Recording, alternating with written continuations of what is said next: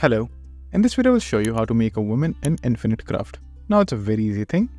All you have to do is open Infinite Craft on your browser. So first add water, then earth.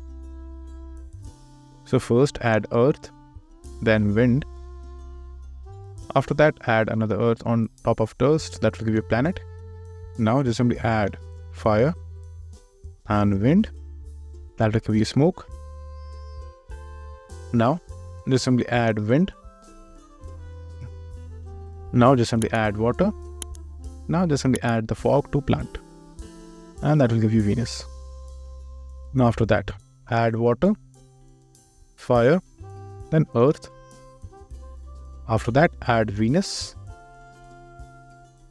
then add earth. Now add Venus and then add fog. Now just simply add this, and now you have a woman. So that's it.